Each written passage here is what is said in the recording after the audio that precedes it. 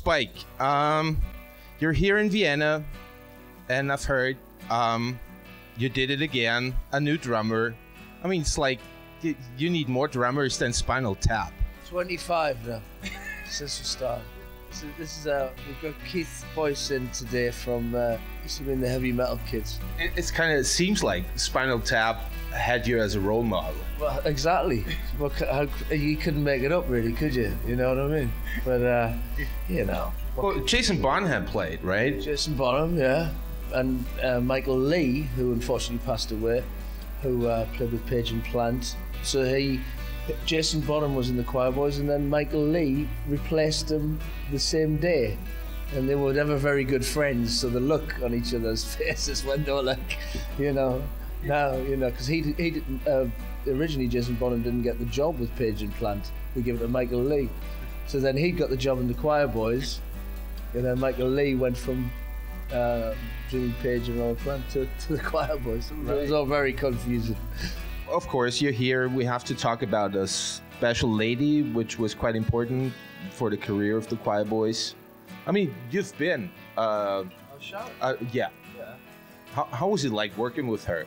I mean, everybody knows her from the Osbournes, but was she any different? Well, not really. She's very good at what she does. You know, she only managed Ozzy and us at the time, and I mean, she came in at a point where we'd been working for like 6-7 years. You know, going up and down the motorway, trying to, I mean, Phil Mogg actually from UFO got us our record deal. It wasn't Sharon. We'd already signed the deal when Sharon came, and then she renegotiated the deal. So she came in, you know, she wasn't there from, you know, but obviously the work that she'd done and the connections that she had was amazing for the band. You know? Phil was the uncle of your bass player, right? Nigel, yeah. But Phil managed. We were just about to split up this is when we were kids, and we were just about to do our last ever rehearsal because we'd been playing for like 6-7 years at that point. And then he went, listen, don't finish yet. I'll never forget, he walked into the rehearsal room with 2 carrier bags full of beer. He says, don't finish yet. He says, I've got you a gig with Guns N' Roses at Hammersmith Odeon. He says, do that and then split up. No, we're like, but we had no equipment. We had no guitars, amps. And then luckily, he gave us all of UFO's equipment and all of UFO's road crew. So when we played that night, we looked very impressive, you know. It was like everything came in, we had all this equipment, and I remember Duff saying to us, he was like, fuck, he's like, man, you've really got it together. Really, little did they know it was all UFO.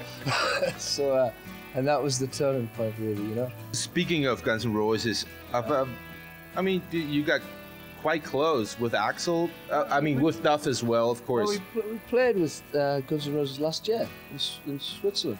So, oh yeah, and we're still all friends. Yeah. You know, Slash asked me to play on his solo album a long time ago, but unfortunately I couldn't. I sang a few songs, but I couldn't finish. It was just at the time when I was having my son, so I couldn't really do it and stuff. But we've all remained friends and everything like that. Yeah. Well, it's like with you. You're one of, let's say, a few in the rock business that could really deal with Axl. You know. You know what? I always found him great. So it was like, he got on very well with my dad, when my dad was on tour with us and everything, and I was always, you know, he's just like another bloke. He's a very nice guy. I didn't see any of the trouble that everybody talks about, yeah. But hey, it's our press, everybody loves it, doesn't it? Beautiful curse. But there's one song that really stands out. It's Mother Mary. For all the good Catholic boys out there. Right. What is it about? I've heard it's about Guy's grandmother or something. No, I wrote it, but you know, I was brought up a Catholic. You know, but me and Guy wrote it together. But you know, it blends into both things. You know, Guy comes from a very strong Catholic family on the Irish side of him, and so do I. So it was like, there's a lot of religion in our songs. Have you not noticed? We don't always write about strippers and drinking. You're hotter than Stryper. Oh yeah. Monsters of Rock, of course, 1990, Donington. Yeah.